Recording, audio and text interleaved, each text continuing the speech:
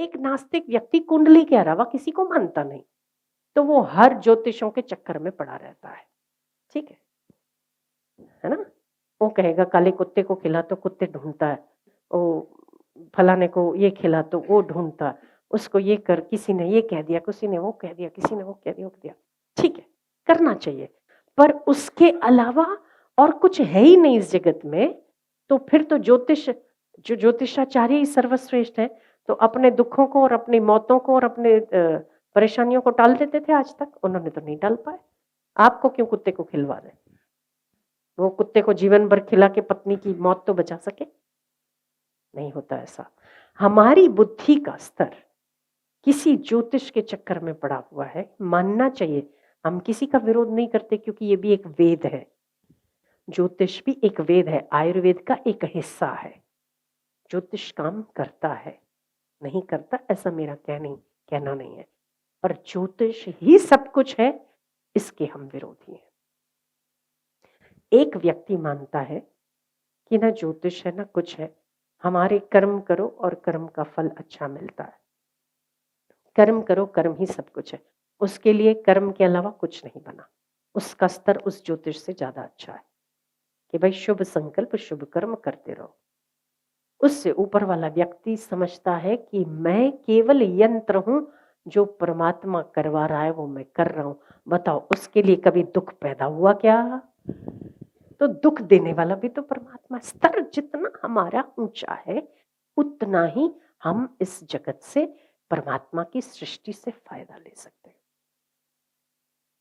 अब ये और बात है कि कोई ज्योतिष के आगे रास करता है, कोई कर्मों के आगे रास करता है, कोई किसी और के आगे रास करता है, और किसी की बुद्धि परमात्मा के आगे रास करती है। तो वही तो शरद पूनम का रास है ना, कि वो पूर्ण विकसित है। पत्नी अधूरी है, पति अधूरा है, बच्चा अधूरा है, धन अधूरा है, काम अधूरा है, नाम अधूरा है, हमारे रास आधे आधे वहीं हो रखे हैं। पर जिस समय हमारे रास की वृत्ति पूर्ण परमात्मा की ओर लग जाएगी, तभी हमारे शरद पूर्णिमा का रास सच्चा हो जाए। ये बाकी आप अगर ये कहो आज शरद पूनम है, अरे आपकी वृत्ति जिस दिन परमात्मा को चिपक जाए, उस दिन रास ही रास है, और जगत पूरा ही रास कर रहा है। कोई किसी के आगे कर रहा है, कोई किसी के आगे कर रहा है, बाकी राशि तो है। समझ गए आप?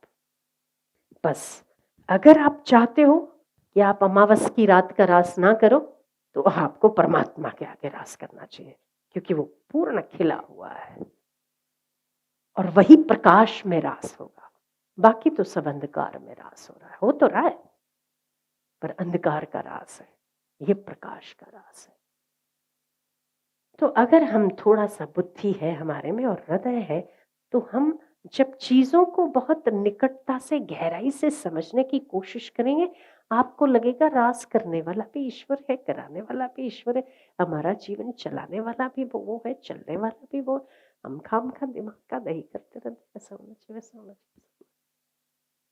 हमारी चिपक जाती है ना, सुई अटक जाती है, बस वो अटक वहां ना अटके, चंद्रमा में अटक जाए तो शांति हो जाए, प्रीति प्राप्त हो जाए, ईश्वर की भक्ति प्राप्त हो जाए। सारे कर्मों का सार एक है, हमारे जीवन का सार एक है, हमारे सारे कर्तव्य कर्मों का सार एक है। परमात्मा की प्रीति मिल जाए, बस वो हो जाए, हमारा रास सफल हो जाए। जन्म मृत्यु का भी रास है, ये भी एक चक्र है ना। कहते 84 लाख योनियां, ये क्या है?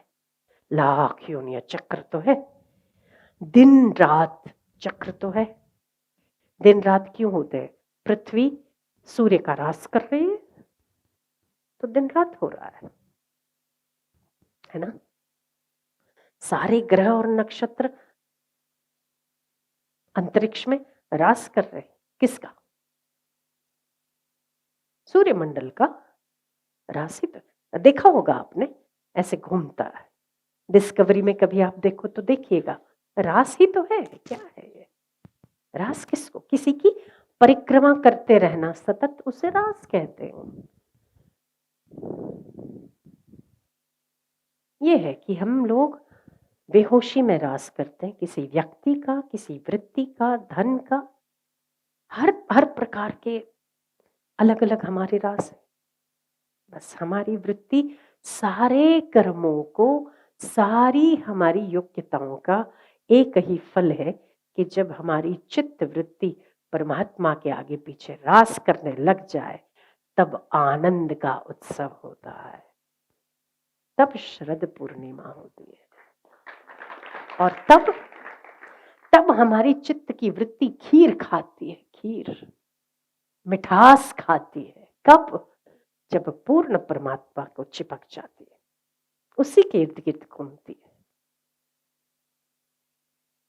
तो हम आज के दिन, शरद पूर्णिमा के दिन, हम एक ही ईश्वर से प्रार्थना करते कि हे मेरे परमात्मा, मेरे दाता, मेरे नाथ, हे मेरे उदार हृदय स्वामी, आपने मुझे जिस कारण जन्म दिया है, जो जो कर्म मेरे हिस्से में आए हैं वो मैंने कर्म किए हैं। जो जो पति पत्नी रिलेटिव्स, जो जो जितने जितने भी आपने मेरे इर्द गिर्द रास के लिए मेरे आगे पीछे इकट्ठे किए, मैं नहीं जानता आगे और कितने होने वाले हैं, मैं नहीं जानता मेरे कर्म आगे कैसे होंगे, पर मेरे परमात्मा, मेरे प्रीति दाता, केवल इतना करना कि मेरे समस्त जीवन के सारे कर्म, सारे अस्तित्व, सारे संबंधों को केवल आप अपनी ओर ही मोड़कर अपनी प्रीति से सराबोर करना, बस इतना कर देना मेरे लिए, मेरा असली रास शुरू हो जाए, मेरी भक्ति हो जाए, मेरे हर कर्म आपकी भक्ति हो जाए, बस यही तो रास है।